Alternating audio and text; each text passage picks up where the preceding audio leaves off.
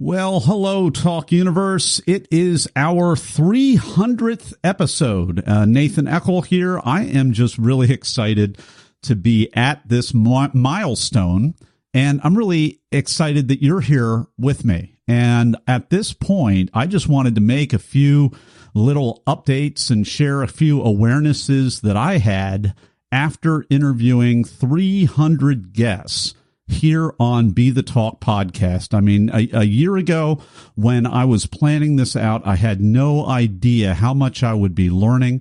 I had no idea the amazing people that I would meet, and I really had no idea that I'd be on, just about ready to complete an entire year of 7-day-a-week daily interviews with some of the most amazing, most established, most popular TED and TEDx speakers that are out there. So thank you, Talk alumni, and thank you, Talk Universe, for making this possible. If I've learned one thing from all of this, I'm just going to cut straight to the chase. I'm not going to give you a top 10 list. I'm not going to give you a top 5. I'm going to give you the top thing that I learned 7 days a week after interviewing people, editing, producing, sharing the social media links, promoting, all of the things that I did. And here it is.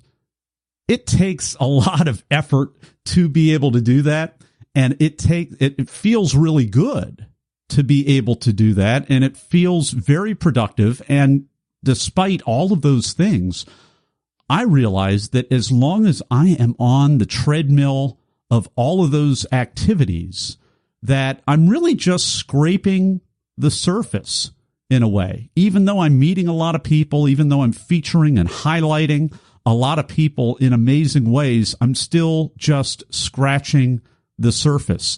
And it became really apparent to me because I realized that as long as I'm busy with all of that activity, I'm not really able to harvest the deepest good. And most surprisingly to me, it's not very surprising when you look at it, but to me, I realized, am I really listening to people? Am I really getting to know people? Am I really harvesting these relationships and the synergy that we could have when I'm doing all of this work? And the answer is no. I'm not listening. I'm not synergizing at the highest level, and I'm not harvesting the potential for its highest good. So there's going to be a few changes being made down the road, and I am really looking forward to these improvements that we had.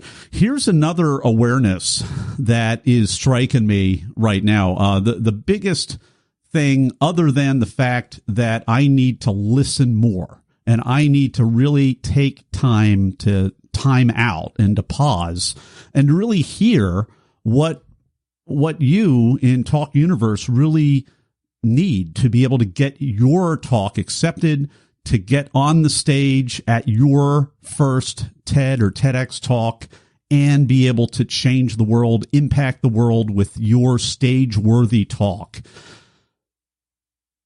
I'm just thinking about these things. I am excited for these things. And in terms of all of the amazing Talk alumni guests that I've had, I want to do more with my guests in a way that really creates not just this one resource, but multiple resources for them. I want to do more so that they can enjoy the benefit of not just being a guest on a podcast, but actually co-creating some products, some resources. Some people would probably choose to make them a free resource. Other people, most people, probably just about all people would want to have some kind of a product to be able to have for those people that really want to make an investment in themselves, even though it may or may not be a whole lot of financial monetary price, that it would be a great value. And I'm realizing I'm just seeing all kinds of possibilities right now. So I'm very, very, very excited about all of these things. So here's what you can expect. On February the 1st of this past year, I began Be the Talk podcast, and I have gone without fail 7 days a week, and the calendar year is almost over.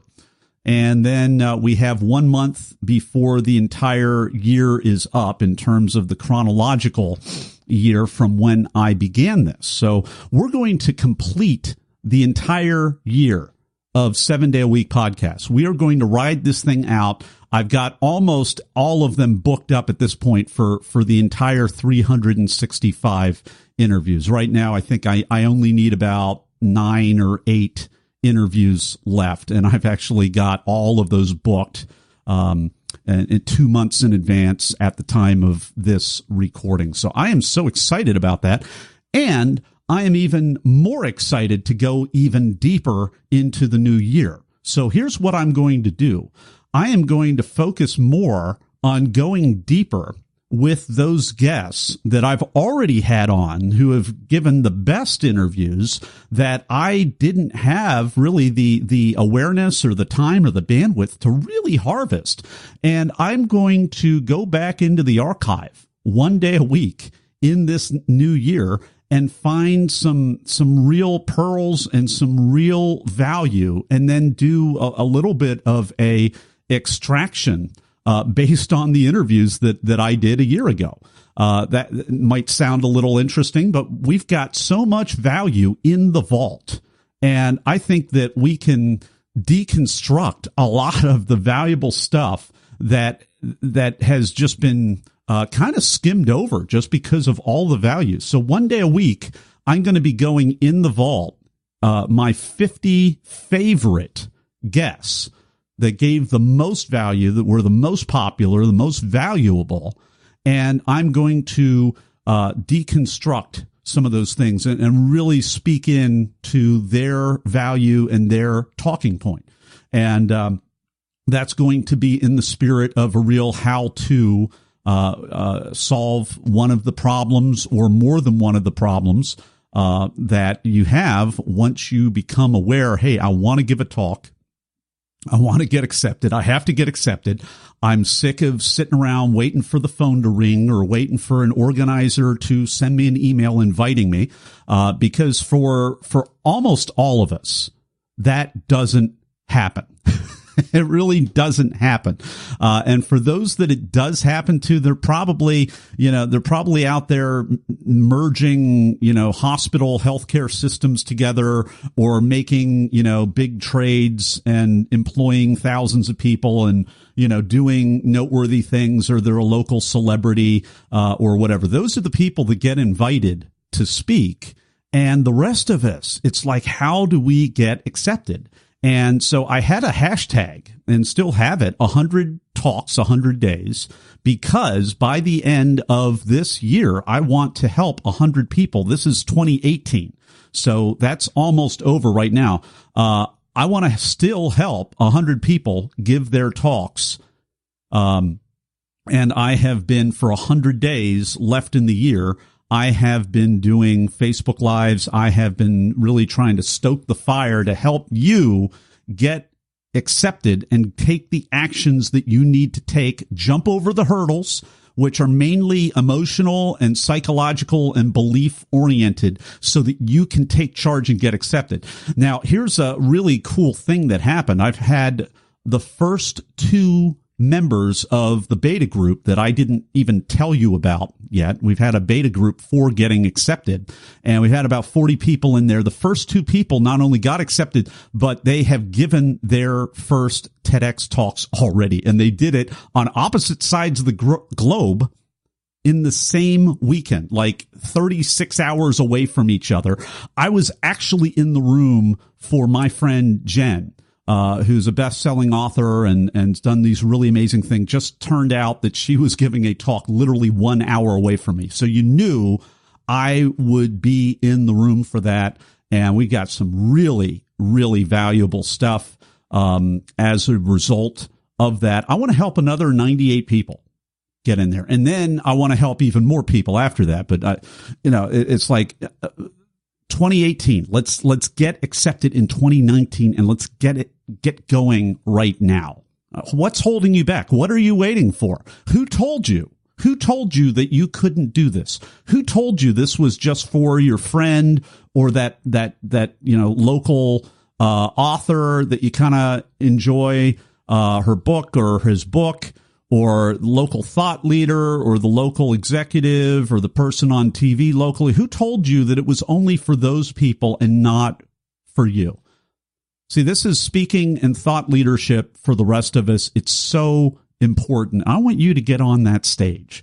So anyway, I'm harvesting in 2019. I'm going to harvest my top 50 favorite top value interviews that I've done this past year and really extract those into a how-to solution for you and for really, I guess it would be 50 problems that we have, 50 challenges that we have. And I'm going to be doing solo how-to content, and I'm still going to be interviewing people, but I'm only going to be interviewing people on a weekly basis this time. I'm not going to be doing 7-day-a-week interviews in 2019 because I have created kind of a monster here. So much content, so many friends, so many amazing people that I've met, and it would be so tempting to keep, interviewing, 10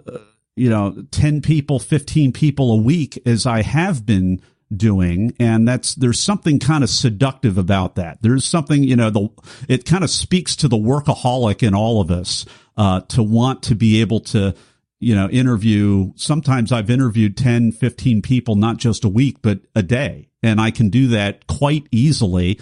And I've realized, as a result of that really one of my loves, it's not just the interviewing, but it's the batching part of that. And I have invested in other programs to learn how to podcast, to learn how to interview, to learn how to do a daily show. But I found ways of overclocking and far surpassing those programs and interviewing far more people in a day, actually in a morning, than any of those other people did. So I am looking at ways to be able to harvest that for certain people. If you're an executive or if you are someone that maybe has a lot of customers who are happy and have testimonials, but you don't have the time to compile all of that, and you have some launches or things like that. I mean, or maybe you have a clinic and you've got patients and you want to harvest all of those interviews, or you want to create content and roll it out for an entire year, but you don't want to be able to have to do that every single week and forget to do it and be like the average podcast that only goes 6 or 7 times. And then it's like, dead on arrival out there. I'm just still at a place where I'm thinking of how best to leverage all of the skills that I learned and all of the things that really put me in my, perhaps in my zone of genius, where I'm batching, where I'm interviewing, where I've got this performance art background, but I'm now in an interviewing space and I've got a number of people on deck, and you can run a very effective, efficient, and excellent interview if you just have a game plan, an outline, and just know how to not get super flustered when you've got all of that going on. So anyway, episode 300, there's so much to celebrate. I'd like to hear from you. I'd like to hear first of all, what was your favorite interview? And number 2, why was that your favorite interview? Who was your favorite guest on Be the Talk podcast? And is it because they're your friend, or is it because you just really enjoyed the interview, something unique about the interview, or maybe it was probably perhaps because of the value and the pain point that they spoke to, maybe some solutions.